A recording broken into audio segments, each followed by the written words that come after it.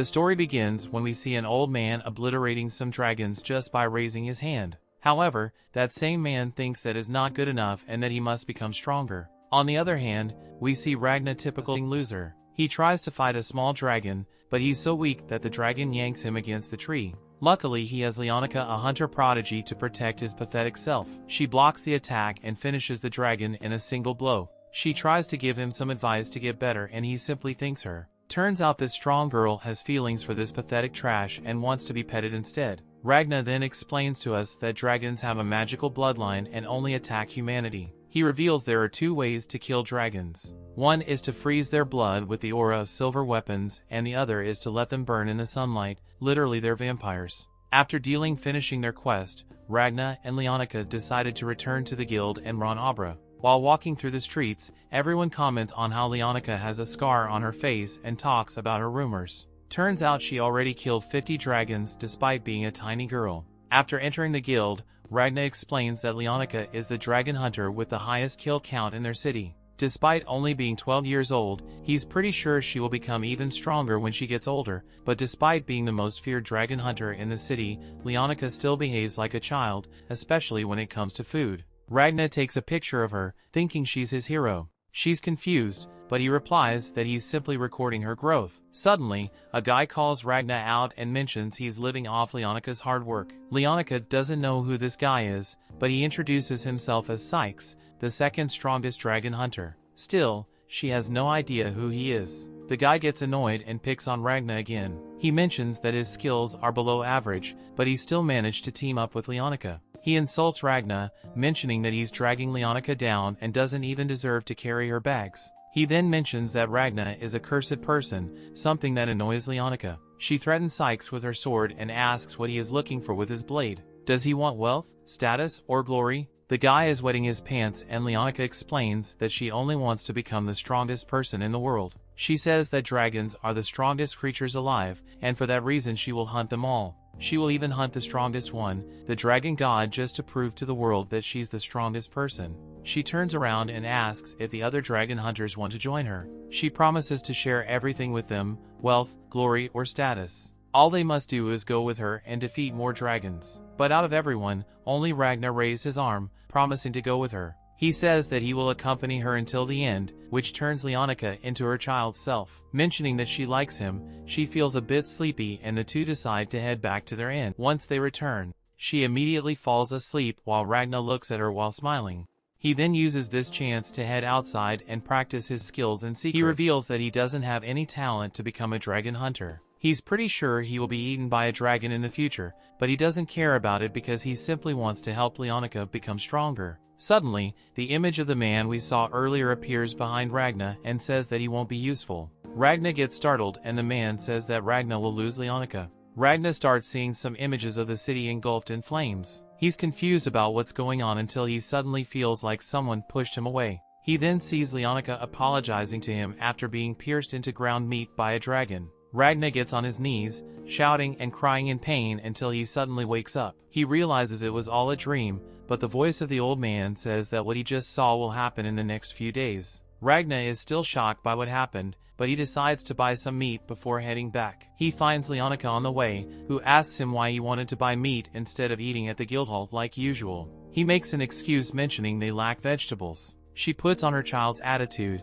mentioning she doesn't even like vegetables. He tells her that he will be cooking today, turning her back into her usual cute behavior. She happily walks away, mentioning she also wants him to cook for her for the following days. By night time, Ragna takes Leonica to bed and decides to head out to practice again. The next day the two return to the guild to pick up their mission, but Leonica doesn't find anything that interests her and they decide to go outside. She mentions that there have been very few dragons lately, but Ragna is still thinking about the dream. He then tells Leonica that her hair grew a bit, so he will cut it. They head back to the end, where Ragna cuts her hair just as he had promised earlier. Suddenly, he remembers her expression from his dream and freezes, but he returns to normal when she asks if he's done. Later at night, Ragna has the same dream again and wakes up in tears. He doesn't understand why he's dreaming about it, but it must mean something. Nevertheless, he keeps training in his free time, motivated by that sight, while taking a pause. The old man's voice shouts that Ragna will lose Leonica. That puts him in a state of rage, motivating him to train even harder. Meanwhile, in the guild the hunters discuss how the dragons have been behaving strangely for the past few days. They deduce the dragons are migrating in groups to the east, which explains their lack of quests. Sykes checks the map and realizes that the dragons are heading to the city of Donna Piero, a city the dragons haven't attacked in the past 10 years. He thinks that doesn't make sense, but the other explains that's the truth. Leonica, who is listening to the conversation, mentions there's a pastry shop in Donna Piero she wants to visit, and since the dragons are heading there, she thinks they should move to that city. Even so, Ragna is still thinking about his dream and wonders if it was just a dream. He thinks that it looks so real, plus the old man keeps appearing. He doesn't know if the old guy is a ghost or a vision, but he somehow feels real. Leonica tries to wake him up to reality and wonders what's happening. She asks if Sykes has been bothering him again and asks if he wants her to beat Sykes up. Ragnar replies that Sykes hasn't done anything. Leonica pulls Ragna's hair and mentions there are bags under his eyes. She then turns his hands around and says they're injured from training. She gets closer to him, mentioning that he's been working harder in the past few days when compared to his whole life. She asks him what happened and why he's doing so much in a short time. She asks him for the reason, but Ragna turns his weak new mode. He holds her hands and asks what he can do for her. He tells her that he doesn't feel like he can actually help her in a real way because all he can do is take care of things for her, some sort of parenting. Leonica smiles and asks if he remembers the time they met for the first time. Turns out at that time Ragna was being beaten up as usual by a bunch of bullies. Yet for some reason Leonica thought Ragna had the potential to have the same strength as her. Ragna is shocked because he thinks that's impossible because he doesn't have the same talent as her. She then replies he indeed doesn't have a talent for dragon hunting. However, her instincts tell her that he will become strong. However, she doesn't know when that will happen or the reason why he will become strong. Ragna's eyes open up listening to her words, yet she mentions that she cannot wait until he becomes strong. She then embraces him and mentions that she will protect him until that time comes. Ragnar then thinks about his past. His parents were eaten by dragons when he was 3 and some of his relatives took him in. Turns out that a week later they also were eaten by dragons. A wealthy family then adopted him a few months later and guess what? Dragon appeared and burned them down. This guy is cursed. In the end he became a homeless boy without a family because dragons cannot eat your family or burn your house if you don't have one.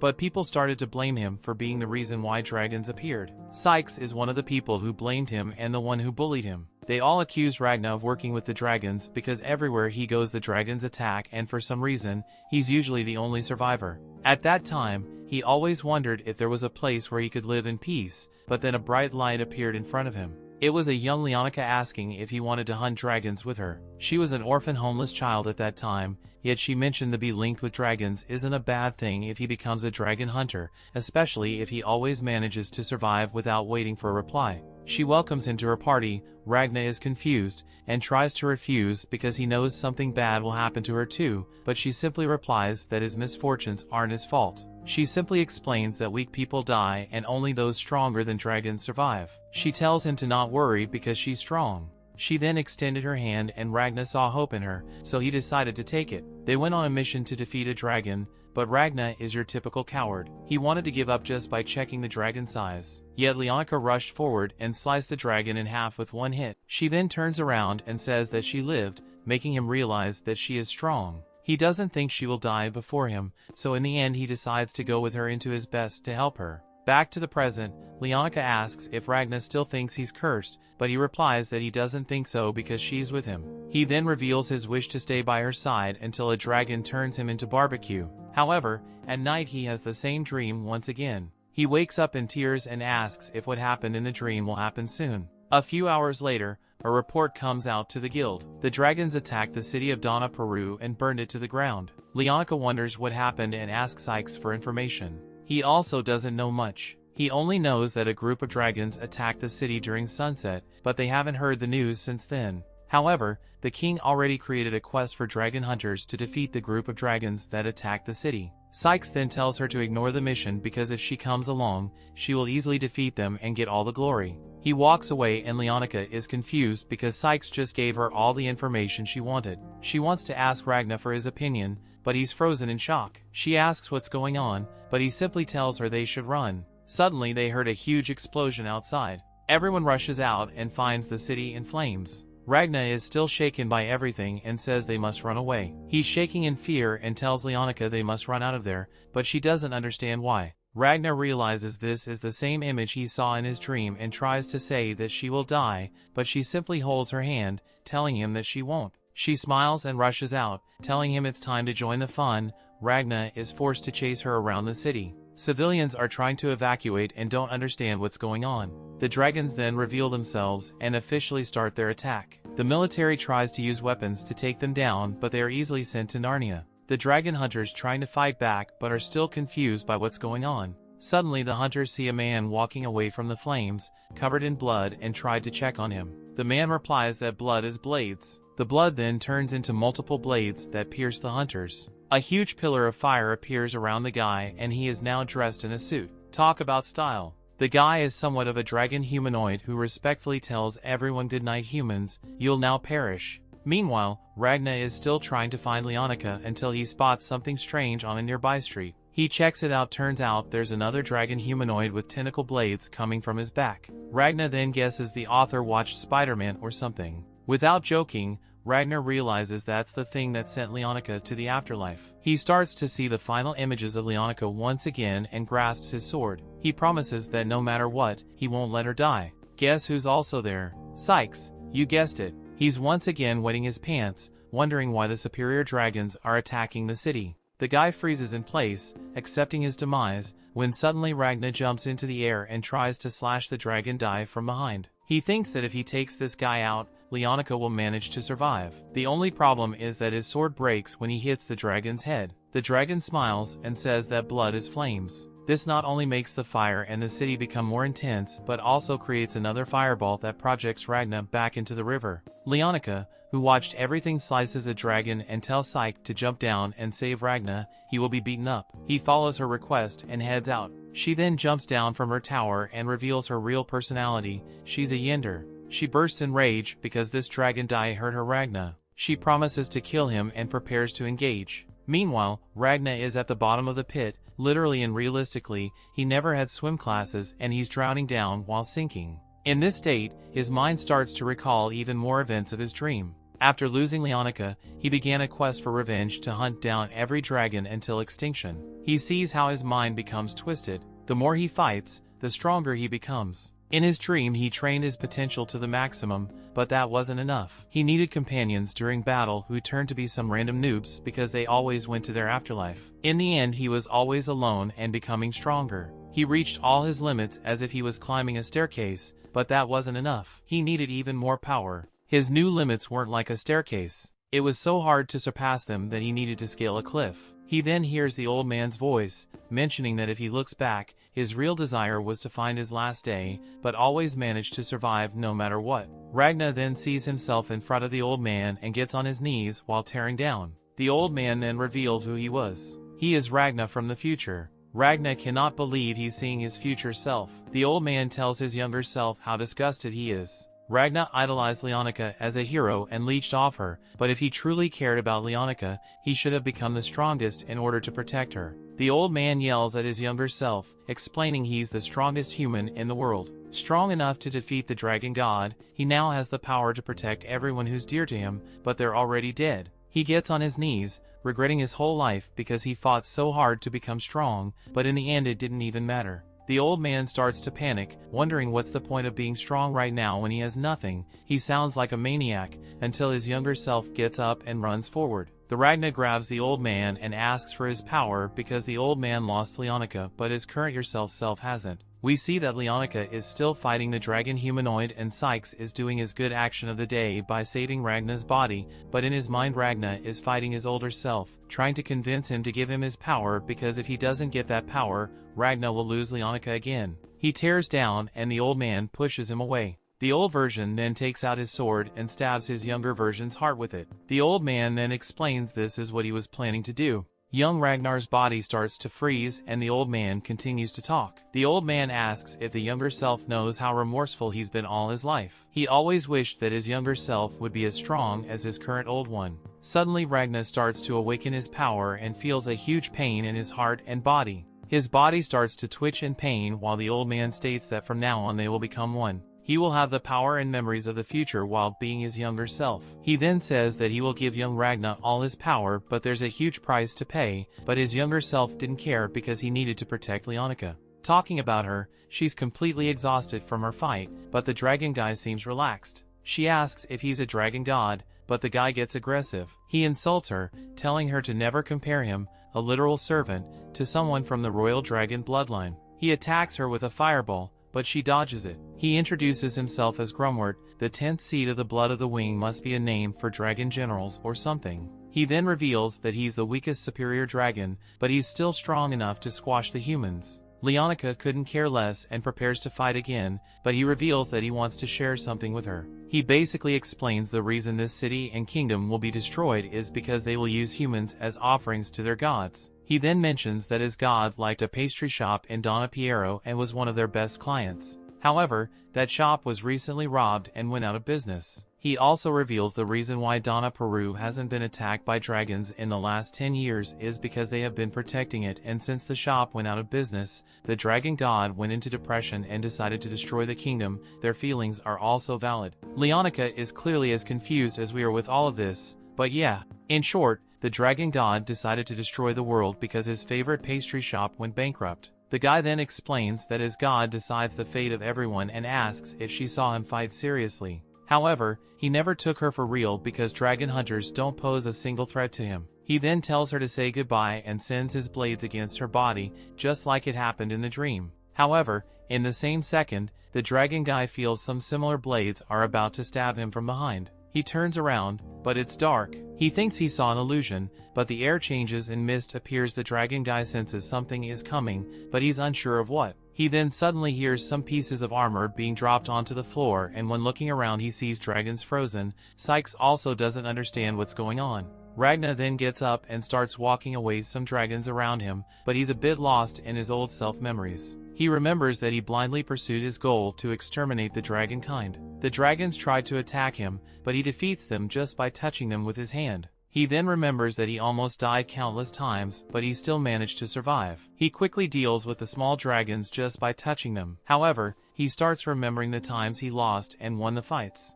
He would initially lose every time until he gradually started to win every single battle. With those results in mind, Ragna starts to unleash his old version's real power. His old version then tells him that he fought against dragons for 10 years and he realizes that his blade was starting to merge into his hand. He explains that never interfered with his dragon hunting. However, he felt a huge pain, not enough to stop him from fighting. 5 years later, the sword managed to completely fuse with his body, making him even more powerful. 3 years later, he created a technique to increase his body's silvering, which is the material the swords are made of, and the only material that can kill a dragon. After 4 more years, we learn how to control the silvering at his will. His old self then took 10 more years to surpass the limits of his human ability, which enabled him to master his ultimate battle technique, the silvering battle arts. He only did it with a purpose to give this power to his past self. The young Ragna unleashes this ultimate technique and defeats the dragons around with just his aura. And the split second, he quickly teleports in front of the dragon guy and the dragon starts to freeze just by being next to him.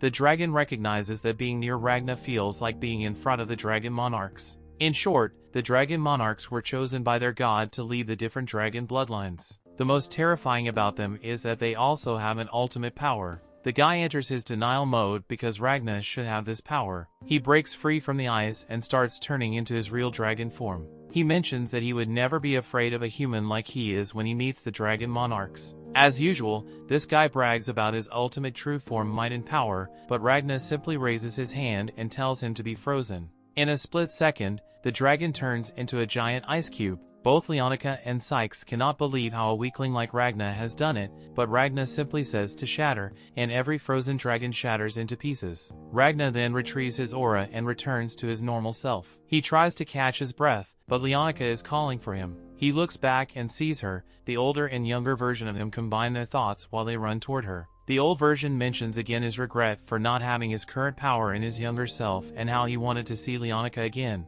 They start crying and Ragna hugs Leonica. He cries while calling her name, making her confused, but she smiles and pats his head, telling him that she managed to survive like she promised. She mentions his power and how hard he worked to achieve it. Ragna denies, explaining he didn't work for this power, but the person who did it isn't here anymore. However, he knows his old self story and how much he misses Leonica. Leonica, however, simply replies she understands and thanks him for saving her. Meanwhile, Ragna's old self meets someone. She asks if he died standing up and mentions that there was a price to be paid. She tells him that young Ragna won't manage to live long. However, she notices the old man's emotional look on his face, something she had never seen before. Yet she mentions they now must believe in the past, all because they hope their younger versions will create a world where dragons don't exist. However, on that same day, 6 other cities were attacked by a group of superior dragons. They exterminated everyone in sight and 6 cities fell except for one, where Ragna,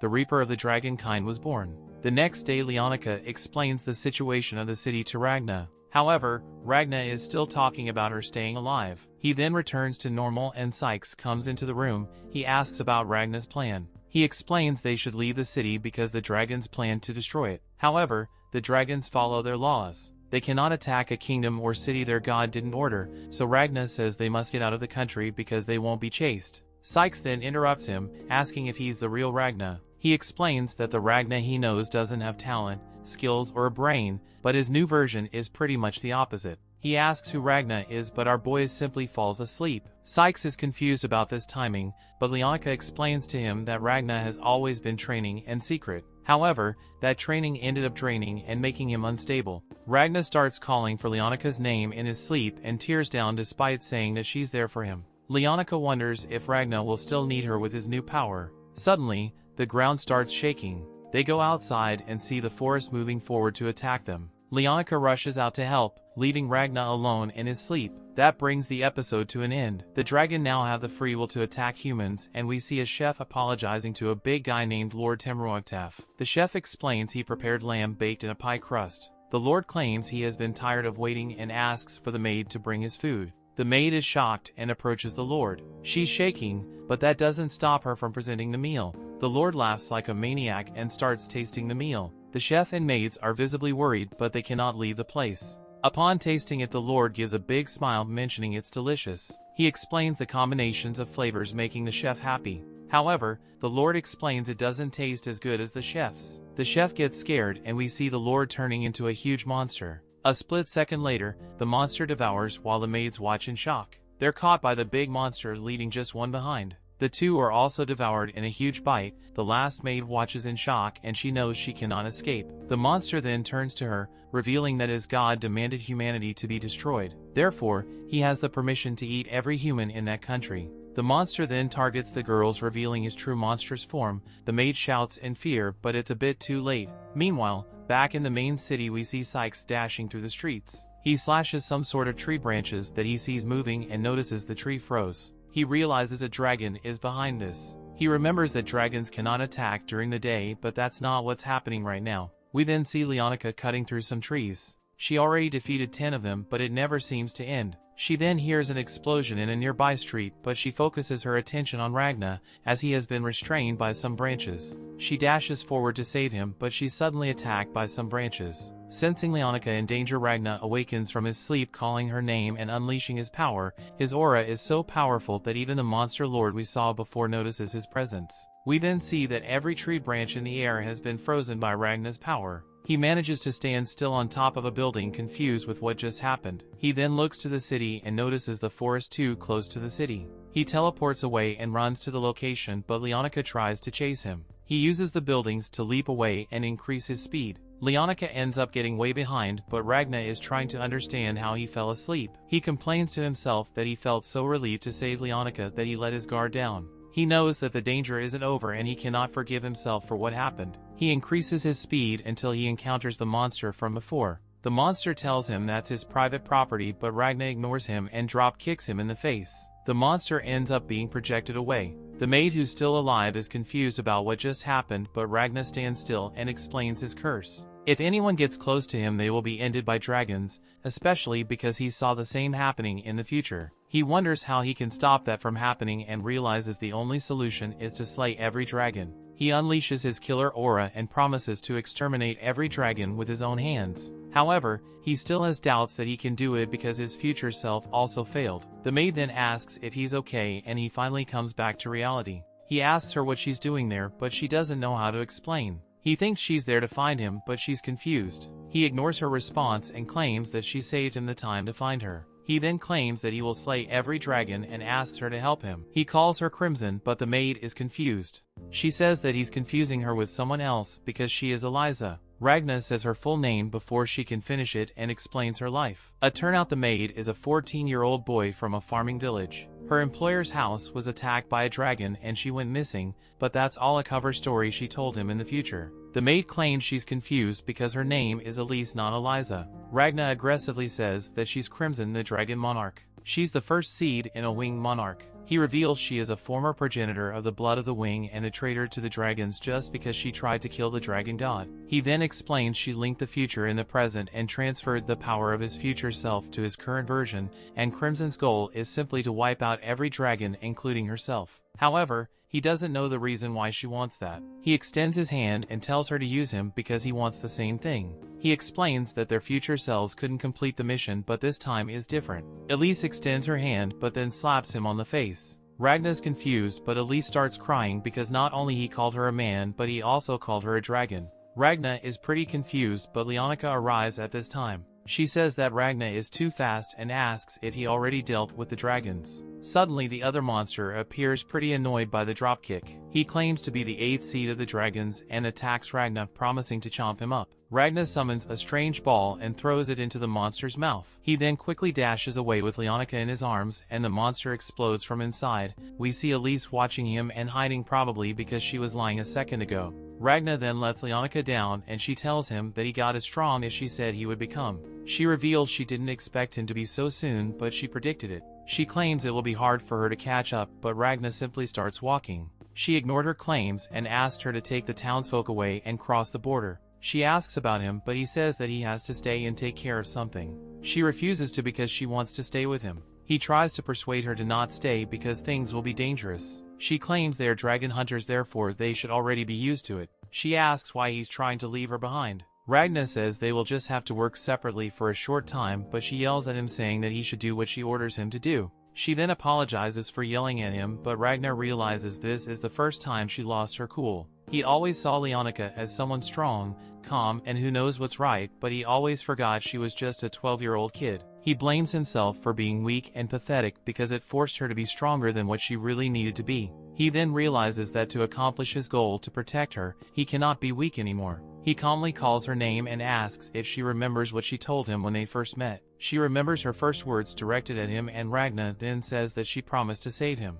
He tells her that he's happy to have met her, but they cannot be together anymore. Leonica starts to tear down because she doesn't want to be separated from him. Ragna then looks at her with his cold gaze and calls her weak, and for that reason she will die if they stay together. Leonica tears down but falls into a burst of rage and tries to slice his neck off. Yet Ragna stops her blade with just one finger and pushes her to the ground. He then simply says goodbye and disappears. Leonica wakes up a few hours later. Sykes is back. She's initially confused about why he's carrying her. He simply explains they left the country because that's their only way to survive. At least it was what Ragna told him to do. He asks what happened between the two, but Leonica doesn't answer. She simply starts to remember the time they spent together. She remembers that one time when she told him that she knew her dream after touching a sword. She then asked about his dream, but at that time Ragna told her that he simply wanted to be by her side. After that memory, Leonica starts crying, explaining she really tried hard to cut Ragna down. However, that only made her realize that Ragna had the ultimate strength she wanted to have. She knows that she won't be able to kill him, but she doesn't understand why he left her.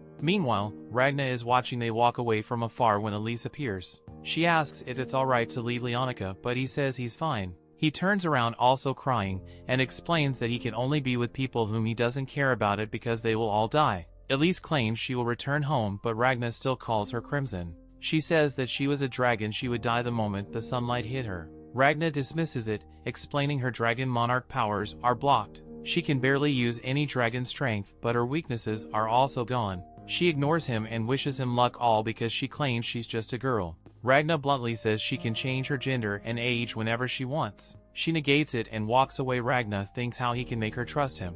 He then remembers Crimson's words from his future self, explaining that she wasn't going to trust him right away. Suddenly, Ragna gets in front of Elise and claims that he knows how to read and write. He then continues explaining everything he can do, especially because he had to do it for Leonica. Elise is clearly confused, but he keeps going. Elise asks him why the bloody brownie is he saying all this BS, but he simply continues explaining that everything he has done for Leonica he will do for Elise. For that reason they should team up and wipe out the dragons. Elise refuses again, but Ragna suddenly collapses. Elise is confused and checks on him. She notices such a high fever and asks if he's unconscious before extending her hand. We then see Ragna from the future easily defeating a dragon. Suddenly, Crimson appears explaining he's impressed that a human managed to become so powerful. Old Ragna asks who he is, and when Crimson introduces himself, Ragna kicks his upper body away, destroying it. Another made version of Crimson appears from behind old Ragna, stating he wants to make a deal. He wants Ragna to join him so that they can slay all dragons, but old Ragna slices her head off.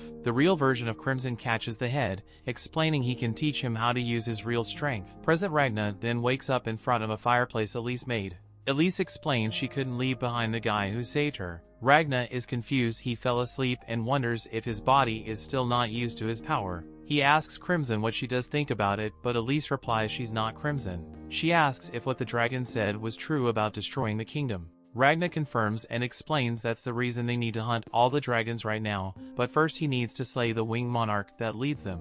Elise asks if he's kidding, but Ragna simply claims their future selves managed to do it 20 years into the future, but this time they will do it even faster because they have already met. Elise turns away and thinks about how Ragna knows about his true self is Crimson. He wonders about the future selves Ragna keeps mentioning because nothing like this has ever happened before. Still, Crimson finds it pretty entertaining. He analyzed Ragna's body while he was asleep and found out about two things. First, his body is fused with a silver sword, and second, his potential is very high. Crimson starts looking like a psycho, thinking about how much he wants to test this new method of killing dragons. This thought is so amusing that he feels like he never felt so excited before. Elise turns to Ragna again, but he senses some dragons flying nearby. They notice the dragons are heading toward Leonica's group, and Ragna picks Elise up. He starts running while carrying her on his arm and asks if Crimson has any orders. Elise is confused, but he claims that he will obey any of his orders. Crimson finds it interesting but simply tells him to obliterate the dragons.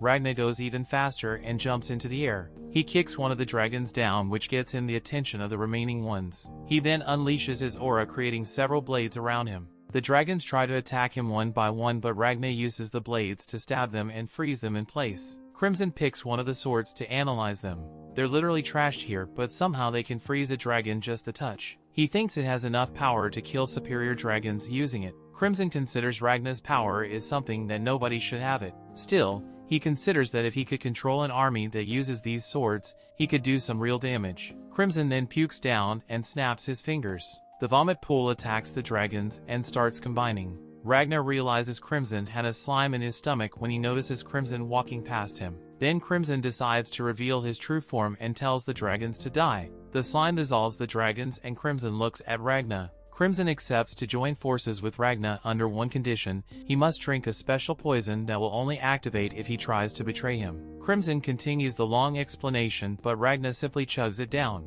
Crimson is confused and asks why he did so quickly. Ragnar replies that he needs to protect everything he's destined to lose, therefore he will exterminate all dragons to make sure it happens. Crimson then uses the dragon bones to create a huge throne and claims they will slay the dragon god and hunt every dragon. That brings the episode to an end. Things continue with the end of their deal. Ragnar promises Crimson that he will be the last dragon to be deleted. With those words, Crimson now feels ready to begin his plan. He wants to create a huge battle that will change the world's fate and exterminate dragons. They're suddenly interrupted by a voice. It's the slime that was inside Crimson's stomach. The slime then becomes a small child and complains about Ragna's behavior toward Crimson. Ragna is initially confused but then replies long time no see, but slime becomes infuriated, mentioning this is their first conversation. The kid proclaims himself as Crimson's #1 servant, the evil slime. He tells Ragna to show him respect by calling him Mr. Slime. Ragna complies, but the slime wants him to be louder. Crimson then lands on the slime's head. Pretty pleased the two dummies are getting along, but Crimson wants to know more about the future. He simply replies, "We lost." Crimson already knows that, otherwise Ragna wouldn't know most of what he already told him. Crimson asks how many dragon monarchs they managed to wipe out. He then asks Ragna about the world magic, the Great Crusade, what happened to Ragna in the end. Ragna is confused by each of those questions, and Crimson mentions his trust is now getting lower. Ragna explains he has some vague memories, but he cannot freely recall them. Crimson is curious, and Ragna reveals he didn't remember him right away. The memory simply came to his mind when he saw Crimson's face. Crimson realizes that Ragna needs a specific trigger to remember everything. He thinks that's pretty convenient for Ragna, but not for him. Ragna gets worried that Crimson will distrust him, yet Crimson uses my personal quote, "The only person I trust is myself." Ragna asks Crimson to believe him, but he's questioned about his power. Crimson also wants to know if Ragna's power that was given by his future self is also a faint memory. Ragna replies that he doesn't need to worry about that because his power is in his body, not his mind. They then get into a truck and move forward. Meanwhile, there's a city being attacked by the dragon kind. One of the dragon monarchs has the ability to control wind and restrains girls in midair. He uses his wind abilities to make small cuts onto the humans' bodies to torture them. This guy is literally mad because he's talking to the wind. The guy reveals that he's a bit curious. Human lives have some meaning to him just because he's studying how the bodies can be cut several times, but the girls are still alive. He claims this is all the way to make the wind stronger and create a sense of unity. One of the girls begs for help, and the guy finds that idea interesting. He thinks it would be amazing if someone came to help them because this is pretty boring. Meanwhile, we see the people who managed to escape being protected by a group of hunters. The leader of the group tries to motivate his party, telling them they must stand firm. The group follows up, but they notice the normal civilians running away from the spot. In the end, they fell victim to the dragons in the area. This makes the leader question what they're doing. A huge dragon is roaring at them and he starts to lose hope. Suddenly a truck arrives at the location, pulls out a Tokyo drift, and Ragna jumps out. He quickly slashes 2 dragons and confronts the rest. The group leader could not believe his eyes after seeing Ragna, who quickly defeats everything. Crimson gets out of the truck mentioning he's interested in Ragna's silvering battle arts. He then claims that he wants to see some dragons being wiped out by those skills. Ragna promises he will do it, but Crimson interrupts him. Crimson explains Ragna won't be the one who will be using those skills. The ones who will be using it are other dragon hunters, and points out to the group of hunters and survivors. Ragna looks at them and sees the group leader trying to comfort a young kid. He tells the child that he will get her across the border and make sure she is safe. Crimson sees this as an opportunity and tells them to rest assured. Crimson then reveals they have haunted all the nearby dragons and introduces Ragna as the Reaper. Crimson tries to convince everyone that Ragna is a master dragon hunter who clapped many superior dragons. Of course, everyone including Ragna is confused by that statement. Crimson then introduces himself as Ragna's companion and a mage. Everyone becomes impressed. In truth, Crimson knows there is a skill in this world known as magic, but only a few numbers of humans can use it. Crimson's thoughts reveal most of the magic users are superior dragons, so Crimson thinks he can trick everyone because 99% of the people have never seen magic before. The group leader asks if the water thing that is eating the dragon is magic. Crimson replies yes, to spite me and you knowing that's a slime. One of the hunters then why the water thing could turn into a person. Crimson replies it's magic. The slime gets annoyed and tries to insult the guy, but Crimson is quick to react. He starts petting the slime, explaining it's a pet made of magic. Of course, everyone falls into this line despite hearing the slime talking. They even say that magic is so amazing. Crimson once again takes advantage of the situation. At this point, not sure if it's a character or my ex, he starts saying that magic is amazing and everyone repeats it after him. In short, he just brainwashed everyone and turned them into his puppets. The group leader approaches Crimson and introduces himself as Michael. He gets onto his knees and begs Crimson and Ragna to take down a powerful dragon. Crimson is interested and Michael continues. He explains they ran away from Tortier City when it was attacked by a massive tornado. Crimson quickly identifies the powerful dragon Michael wants to be put down. That's the third seat the Tempest cell disses Troa. He explains the disses likes to hide in the wind and says that he knows about it because he's a mage. Ragna gets angry and decides to walk away, but Crimson grabs his shoulder. He asks Ragna where he is going. Ragna replies he will hunt disses, but Crimson says he can't. Crimson then gives Ragna a small pat on the back, making him fall forward. Michael is confused what's going on. Crimson then asks if Ragna knows why he cannot get up, and since Ragna cannot reply, Crimson decides to explain. Ragna's power removed all limits on his mind, but his body is still the same. His body is completely sore because it cannot physically handle his current power. As a result, all his muscle fibers are damaged and he won't be able to move for 3 days. Ragna gets pissed off, but Crimson smiles like a villain and tells him to leave this to him. As you have guessed, Crimson has quite a plan to use the other people. He tries to explain the situation, saying that Ragna is a bit injured. Everyone gets worried and asks if Crimson can defeat the Disses instead. Crimson refuses, as always. Even when they mention they will pay him, they even promise to give their weapons to him as payment. Crimson sees this as their way of saying they're giving up on dragon hunting, but he cannot have it, so he declines again. He asks why they're all concerned about Disses because they aren't in danger at the moment. They don't give him an answer. Crimson then explains they feel guilty about running away from Disses. He then explains that Disses' attack range is quite wide and he also moves quickly.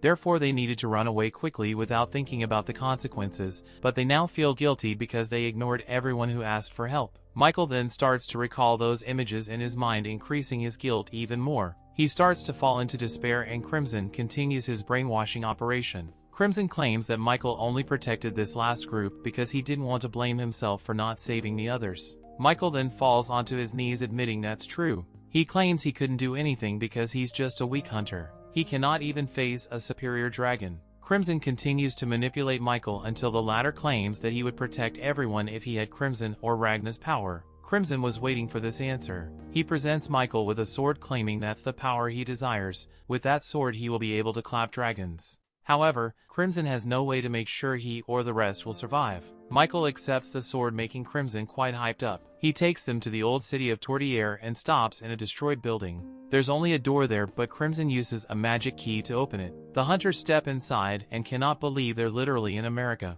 It's a room full of guns and they don't have licenses, by the way. They're all confused, but Crimson says this is all magic. You guessed it, magic is amazing. The guys get some weapons, impressed by them. Crimson explains they're way more powerful if compared to the ones they use in their country, but the most important part is the bullets. Turns out that Crimson is literally forcing our moveless Ragna to infuse his power into the bullets. The hunters practice their aim, making Crimson smile like a maniac. Ragna comments on that twisted smile, but Crimson asks if he's against it. Ragna explains he isn't because he knows Crimson will make sure the hunters can win, but Crimson knows Ragna is a bit upset. Ragna explains he cannot move, but more importantly, he doesn't want to be called Reaper or to become a spectacle. He reveals he doesn't want people to be around him because they will die. Crimson then recalls his words, mentioning he will only stay beside the people whose deaths won't hurt him or people who cannot die. He then accuses Ragna of abandoning Leonica. He tries to negate it, but Crimson explains that's how Leonica probably felt. He says that's not Crimson's business, but that only triggers the dragon.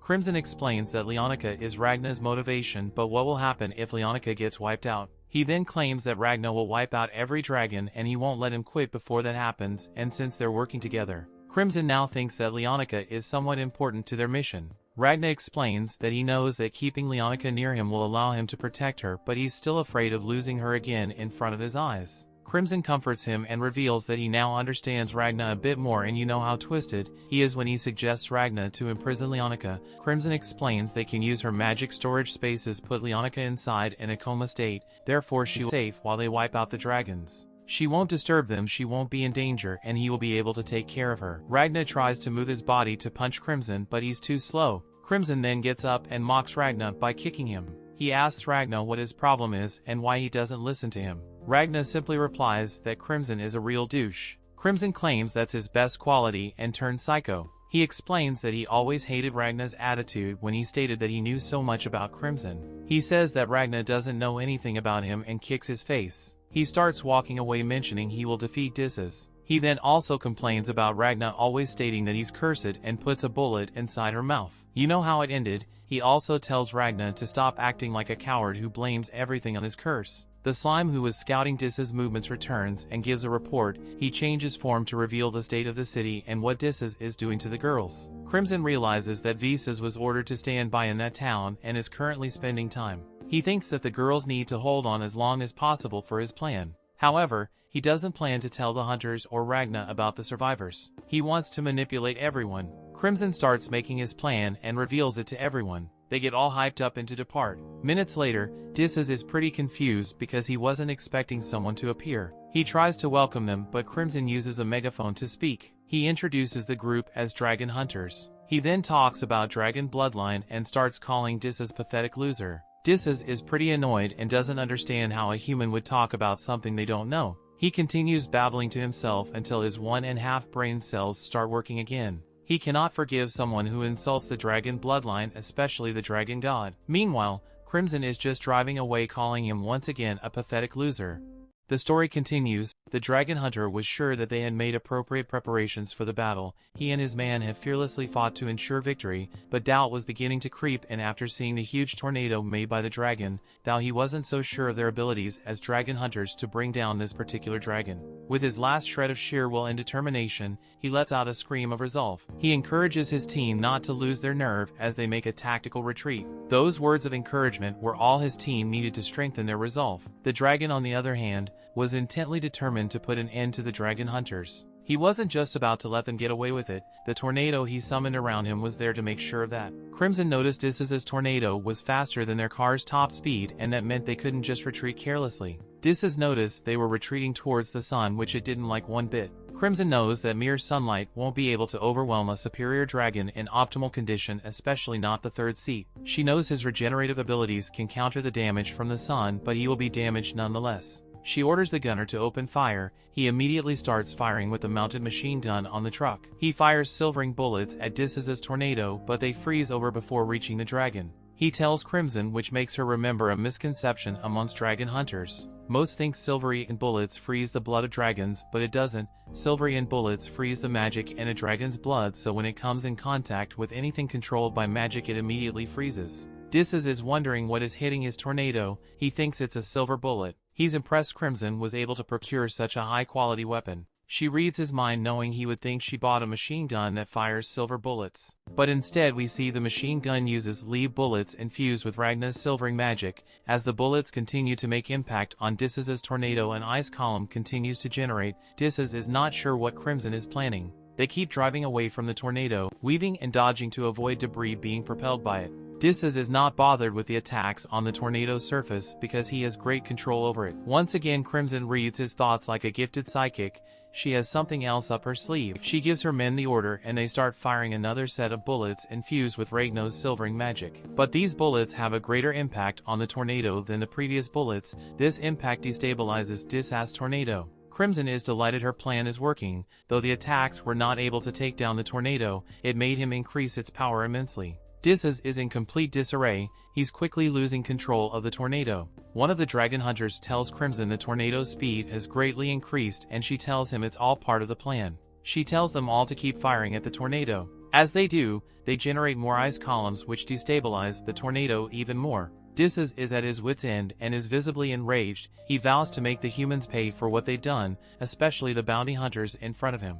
As he gets angrier, the tornado's size increases, destroying all that surrounds it. Crimson smiles with delight, knowing she has made him angry. Dissas is beyond enraged now. He promises the bounty hunters they won't get away with their plan. At that point, his tornado is completely covered by a huge ice column. Suddenly it breaks open. Dissas is shocked as he falls out of the middle of the now broken tornado. Coincidentally, it's dawn, and the Blue Tempest is shocked to see the sun rising. Ragna infuses a wall with his silvering magic, which was what broke Dissa's tornado completely. Silvering arm forms and grabs Dissas out of the air. Then a silver arrow pierces through his back and his blood begins to freeze. Dissas still has no idea what is happening around him. He tries to summon up his wind magic, but all he can manage is a gentle breeze. His heart is injured by the arrow, which stops the flow of his magic in despair and desperation. Dissas tries to melt the arrow with his wind magic, but he's too weak. The 5 knights hold the arrow steady to make sure Dissas doesn't escape. The effect of the arrow and the sun combines makes him combust. Just then,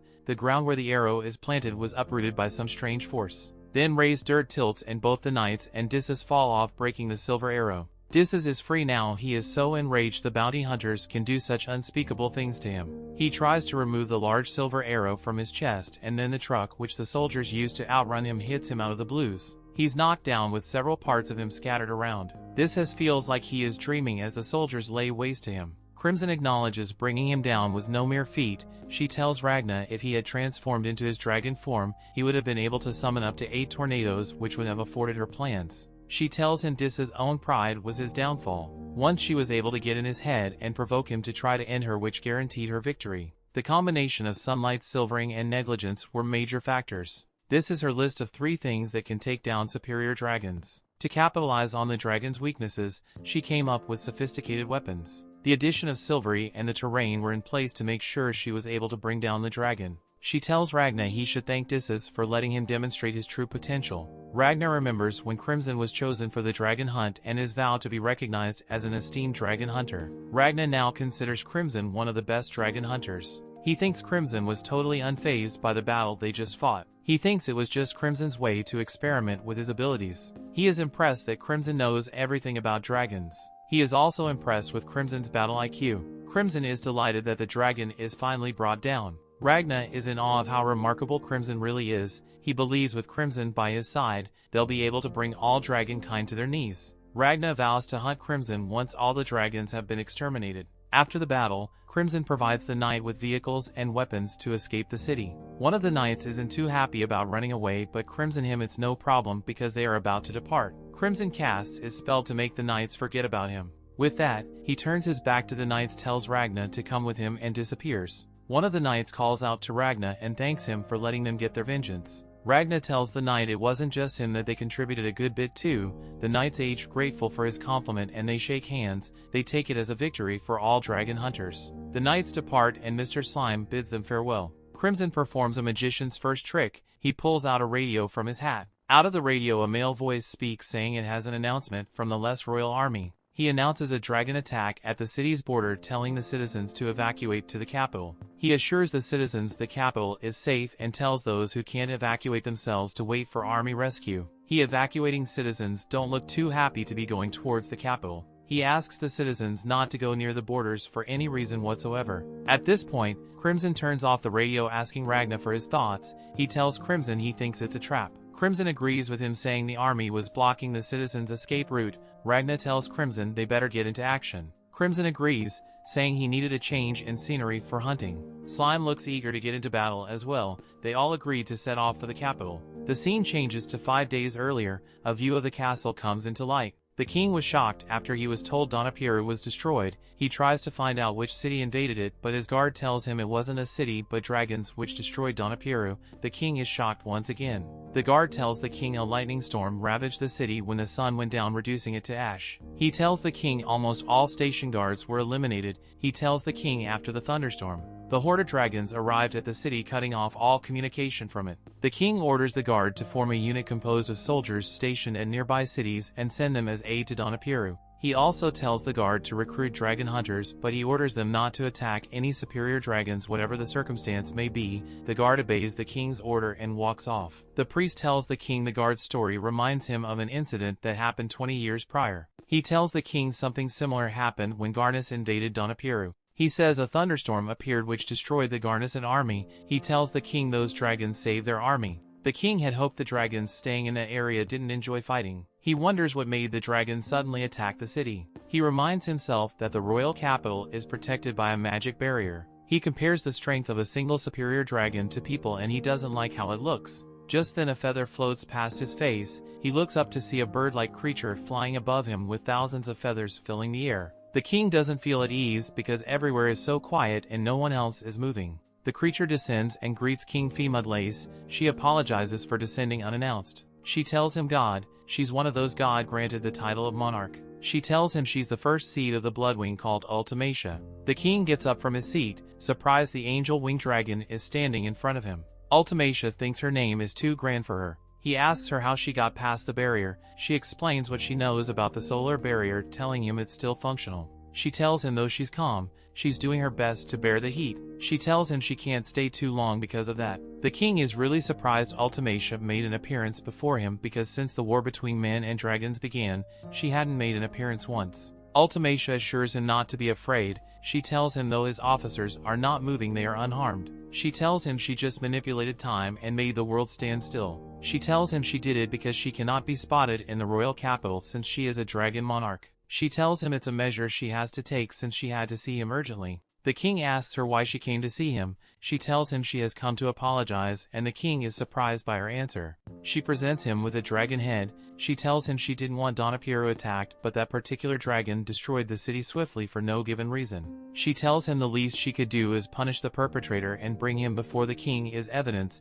She apologizes for lacking in her authority. The king is a bit perplexed. He is surprised she is so calm and compassionate. He can't believe she is actually a dragon. The king figures that since he can still move and the magical barrier is still up, he can launch an attack against Ultimacia. He immediately rules that out because he knows it can lead to an all-out war which will destroy his kingdom. He considers all things and accepts her apology. She thanks him for accepting her apology. She tells him she didn't want the people of Lys to be afraid of death, she just wanted them to disappear quietly. Now the king doesn't understand what she's saying. He tells her she's not making sense since she earlier said she didn't want to attack Donapiru. She tells him she didn't have any intention of attacking Donapiru, but the country must be destroyed nonetheless because God decreed it. She tells him she's been preparing secretly to wipe out the country all at once. She tells him chaos will be inevitable now that one country has been attacked. She also tells him people are bound to expatriate to other countries. She tells him she can't let that slide, so she ordered attacks on cities bordering the country.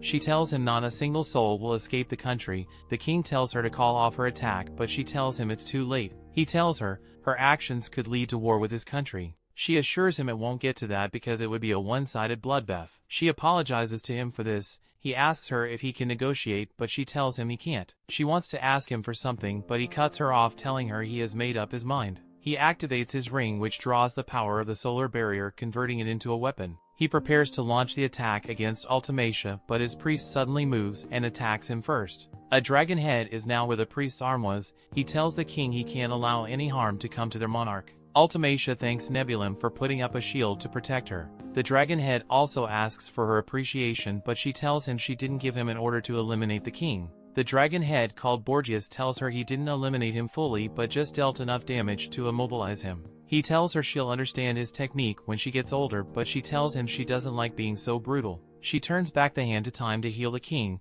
She apologizes to him once he becomes conscious. He wonders how he is still alive after he was just unlived. She explains how she turned back time to restore his body. He asks her if she's a kind of god, but she tells him she's merely a servant of God. He asks her if it's God's wish for the country to perish. She tells him there is no way for them to escape because it's God's will. She tells him he can escape from fear and torment though. She asks for his cooperation in clapping as many people as possible without making them suffer. She tells him to lead his people since he's their king. She offers him her hand and he takes it. The story continues. We see that the Femut army is evacuating all citizens because of a large-scale dragon attack in progress at a city near the border. The king is told that the number of refugees coming to the capital is getting out of control, but we can see that there's definitely something wrong with the king as he looks like he has the world's worst hangover. The king looks like he's writing from the inside out, as he simply says to just let all the refugees in and to stop worrying about the future. The head that Ultimacia kept on her sword like a lollipop is somehow still alive. Speaking about the king,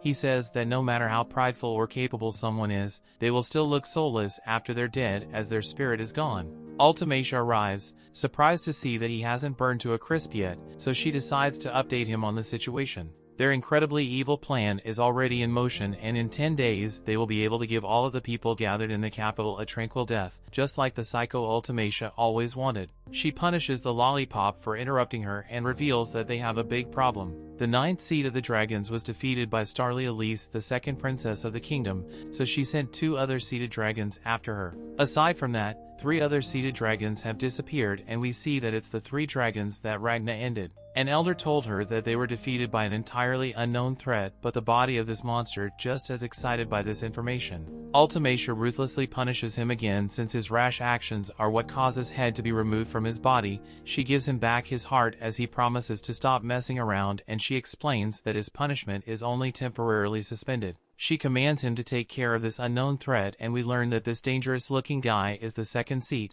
the Lightning Claw Voltakamwi. This crazy dude wants a kiss as a reward if he is successful, but Ultimacia isn't having any of it. He tells her that there is no need for him to rush since he is so fast, and he instantly takes off like lightning. Then we see what happened in Ragna's future. He explains that he got in this terrible situation after chasing the blood of the wing and he lost. Ragna is surrounded by all the seeded dragons in the blood of the wing, and he is furious at himself for once again surviving without being able to accomplish anything. All the other humans have perished, so the dragons take turns sharing their opinions about what they should do with Ragna. Of course, these guys are absolutely evil, so they all want to end his life, and the only dispute is how to do it. Some of these bloodthirsty dragons want to eat him and others want to use him in their experiments. There are a few that don't care and one who strangely wants to end him with the least pain possible. Ragna keeps falling deeper into his internal rage, as all his enemies are standing right in front of him, but he can no longer move his body. In this future, Leonica died, and he wishes he had been the one to have died instead.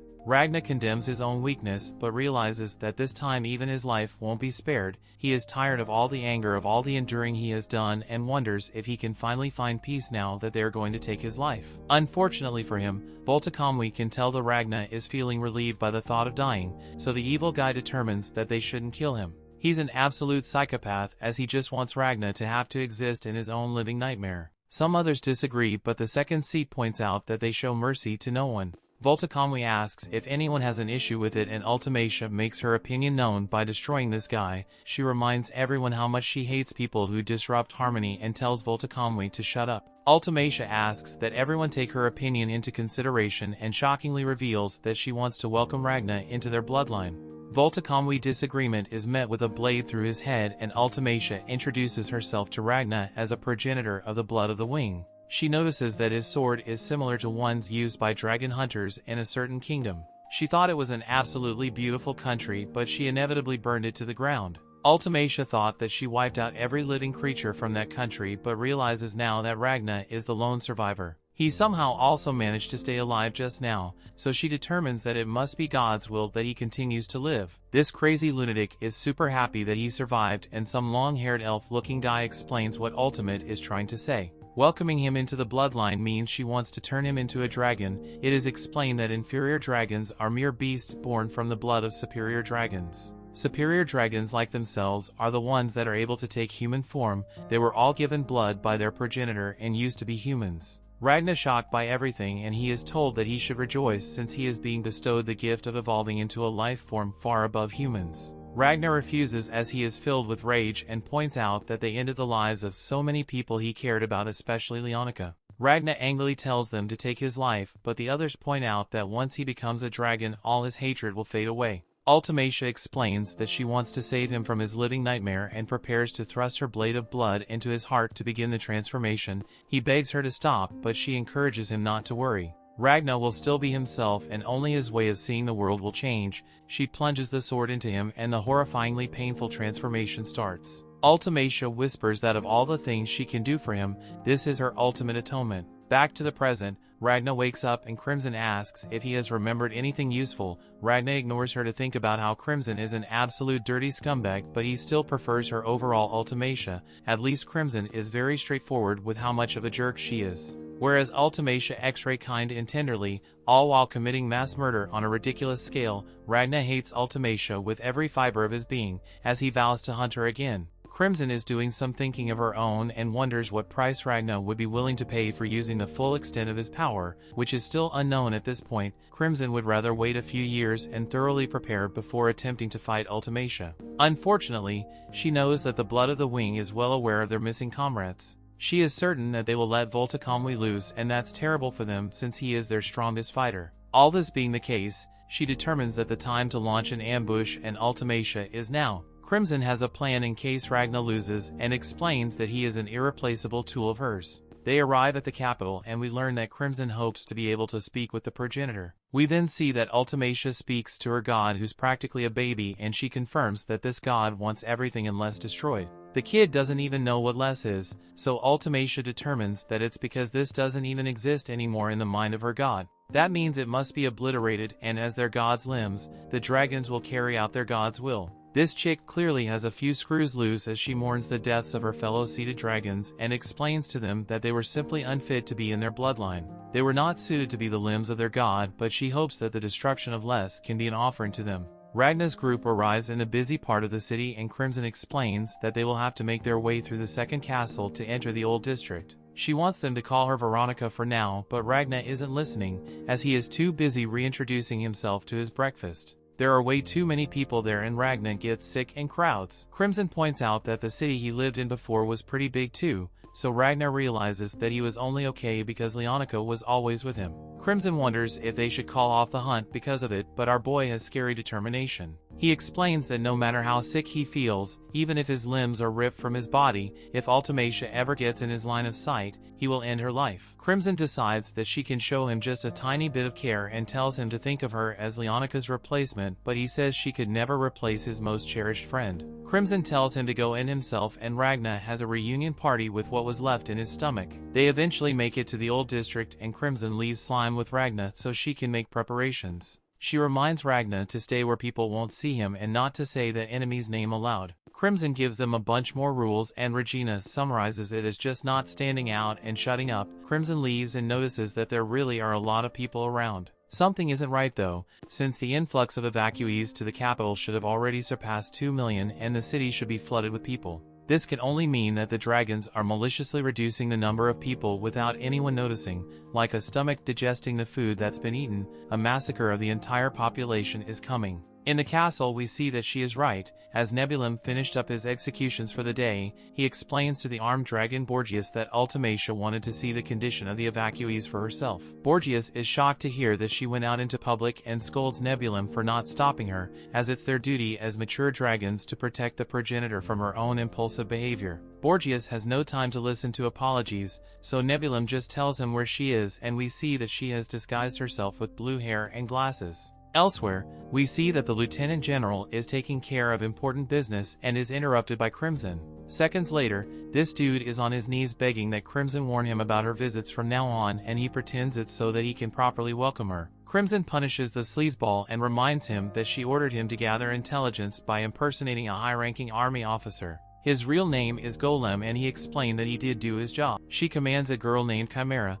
come out as well and tells the cat thing that she will be having Ragna face off with Ultimacia. This is incredibly shocking, so she explains that everyone will have to cooperate if they want any chance of winning. Elsewhere, Ragna and Slime go to see what people are gathering for. The removal of a tarp reveals several frozen dead dragons. The citizens are told that their city is during an unprecedented level of dragon attacks. This dude gives an inspiring speech as the dragons are burned up by the sun, and he reveals that their army demolished hundreds of dragons. He assures them that they will exterminate every last dragon that dare to bring harm to the kingdom, and the crowd erupts in cheers. The little slime thinks the humans are getting a bit ahead of themselves and points out that he could swallow the entire crowd whole in under 60 seconds. Ragna decides to leave but isn't absolutely stunned as a girl in a hoodie walks by him. His mind races back to one final thing Crimson told him before she left. She said that if by any chance he ran into Ultimacia, under no circumstance is he to attempt to fight her alone, as in that moment the hunt will surely end.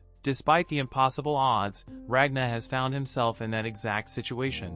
Ultimacia just walked by him and rage overwhelms every inch of his body. Even more shockingly, Ultimacia, not knowing who he is yet, returns to check if he is okay, and Ragna struggles to contain his fury. The story continues with Crimson. Golem has an issue with them having to back up Ragna on a fight against Ultimacia. This coward was under the impression that they were just going to be keeping an eye on the Blood of the Wings movements as they destroyed the country. Crimson explains that she found an interesting new toy called Ragna, and the plan has changed considerably because of him. Golem gets even more flustered as he desperately rejects the idea and explains that he used the spy drone to see the very moment Ultimacia took control of the capital. He reveals that she uses time control magic and is certain that they won't be able to beat her. Crimson tells them not to worry though, since Ragna will be doing all the fighting and his combat abilities are far superior than both of theirs. The cowardly Golem's attitude completely changes, as he would be more than happy to let a colleague fight instead of him. However, Golem gets very serious again. He questions what meaning does power even have when faced against the ability to control time. Back in town, Ragna struggles with his own thoughts as his mind violently goes back and forth between holding back or just attacking Ultimacia. She is all alone, so he is confident he can take her one-on-one, but he reminds himself that Consume told him not to hunt her on his own. His mind is frantic as he begins to wonder why she has a kid with her, and a part of him can't understand why he is hesitating so much. Chimera tells Crimson to ignore Golem because he is overwhelmed by his intense cowardice and explains that she can carry out the task herself. Crimson subordinates Bigger for a while, and Golem released some Chimera with a simple math problem. Golem marks are relentlessly but gets instant karma from Crimson. Crimson reminds them that there are pieces of art she crafted with her own knowledge and skills, so when they insult each other it's like spitting in her face since she created them. Golem then shows them the footage of when the king got absolutely destroyed only to be brought back to life by Ultimacia. Crimson thinks about how Golem was questioning her so much before, and Chocolate tells him to self-destruct. She is upset because his questioning means that he thinks she is some kind of idiot who's so distracted by her new toy that she's making a mistake by starting a fight they can't win. Crimson changes her mind as she decides that it would be smart for Golem to self-destruct in battle, and he begs for mercy. Crimson explains that time control magic isn't invincible and gives a terrifying smile as she points out that the footage proves exactly that. Elsewhere, we see that Michael and his group are in serious trouble as they have been found by Voltakamwi. Voltakamwi can't believe that Travis was defeated by these guys, and they're terrified, as it's very clear that this guy is far stronger than that dude that was always talking to the wind. Voltakamwi is terrifyingly able to tell from their faces that they know it's time for them to die, and he demands that they tell him everything they know about the guy that gave them their silver swords. Back in town, Ultimecia is still trying to ask if our boy is okay, but he hasn't said a single word. Luckily, Slime has no clue who this girl is and isn't filled with vengeful rage like Ragna is, so he tells her that she might want to stay away from his friend since he might puke on her. Ragna pulls his hand away from his sword and finally speaks to say that he is fine. Ragna has managed to calm himself and decides that he will meet up with Crimson to hunt Ultimecia's planned. Ultimecia is preparing to leave, and Crimson credits his little slime friend for buying him some time so he could think straight. Slime notices that the girl smells nice though and strangely asks to lick her face so he can get a taste. The boy that's with Ultimecia stops him and tells her that they should just continue looking for his parents. Ragna's anger begins to emerge once again, and he can't stop himself from asking her why she's being so nice to the little boy. Ultimecia wonders if she really needs a reason to be nice to someone, and Regina just manages to pull himself together to get out of there. Ultimecia stops him as she wonders if they have met somewhere before, but Ragna just says that they haven't. He's finally about to be out of this insanely tense situation, but Nebulum arrives as he has been searching for Ultimecia. He explains that the other's upset that she left, but something else is bothering him now.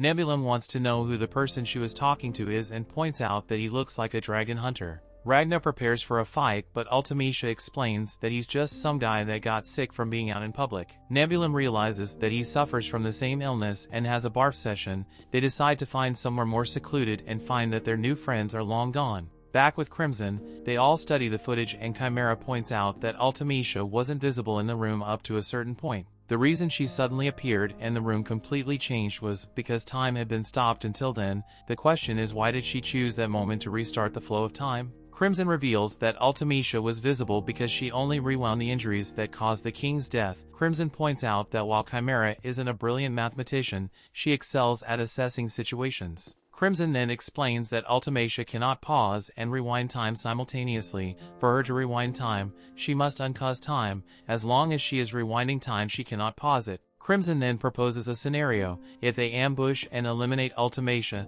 she would automatically use her time control magic and rewind time on her body to an alive state. However, as long as she's rewinding time, she cannot pause it. That means that before she is done rewinding time on her body, they just have to end her life again. Then they just need to do that over and over again. She will eventually run out of magic and die. Crimson anticipates that Ultimecia will counter with attacks that used her immense magic, but she expects that Ragna will be able to fend off her counter-attacks to end her. She remembers that Ragna told her their future selves ended Ultimecia in the future, so she is certain that this is how they did it. Crimson tells her lackeys that she is sure Ragna can beat Ultimecia one-on-one, so the only problem left is Nebulum and Borgias. They cannot be allowed to interfere, so it's their job to handle it. Back in town, Ragna questions if he really made the right decision. He is certain that his future self wouldn't even have hesitated for a second to fight her, but his impulsiveness wasn't always a good thing considering he is dead now. Ragna realizes that he isn't the same as his future self who lived that life of loss,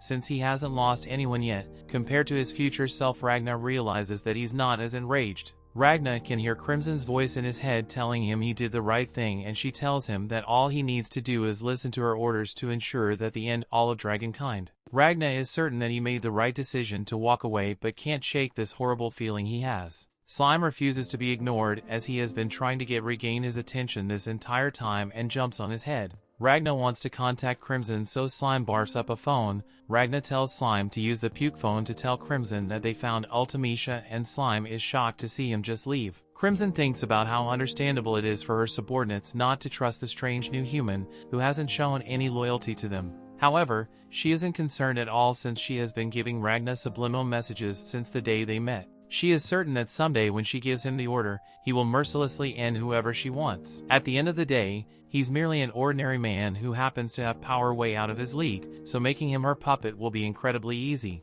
Just then, Slime uses the bar phone to tell Crimson that Ragna broke pretty much every rule she gave the dumb human. Elsewhere, Ultimacia returns the random kid to his parents and she thanks her dear friend Nebulum for his help. The little emo is just happy to help Ultimacia with one of her amazing acts of kindness, but she is humble and doesn't think she deserves so much of his praise. Nebulum is quick to point out that she is the nicest person he knows. Especially, since she was the one that saved him when not a single other person would. The kid pukes again and Ultimacia thanks someone once more, this time for not thinking that she's being nice for selfish reasons. Nebulum then confirms that the boy's family is on the day's extermination list and Ultimacia is actually glad to hear it. We see that Ragna had found them and is shocked to hear how happy Ultimacia is that the boy and his family are going to die. Nebulum reminds her that he can make people within his barrier vanish without any pain whatsoever, as if they were never there in the first place. Furthermore, as long as they're in the barrier, no one will realize that they have disappeared. Ultimacia once again shows her true psychotic colors as she points out that death cannot be escaped, but the pain and fear they will feel can be.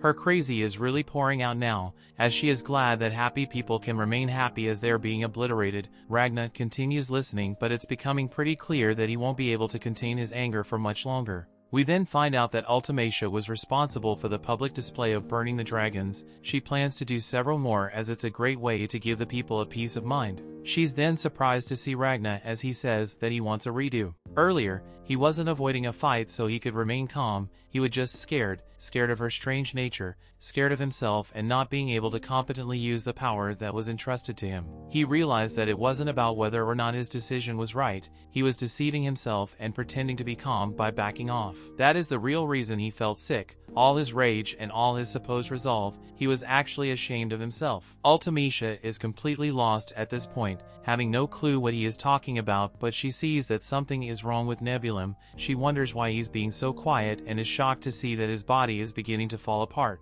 Ragna then apologizes to Crimson in his head. He knows that she is probably thinking of some brilliant plan to hunt Ultimacia, but he's going to ruin it right now. Ragna knows that if he doesn't challenge Ultimacia right this very moment, his oath and resolve to slay all dragons will mean nothing.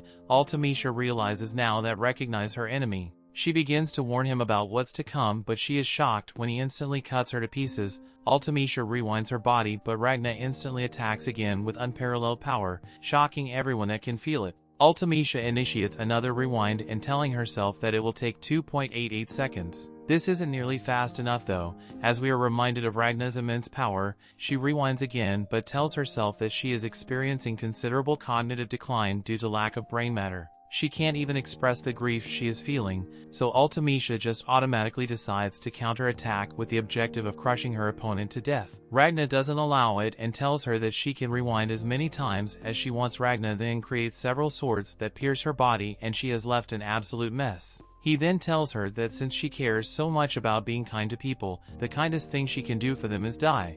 That brings the episode to an end. Thanks for watching. Want next part? Subscribe the channel and turn on notification bell.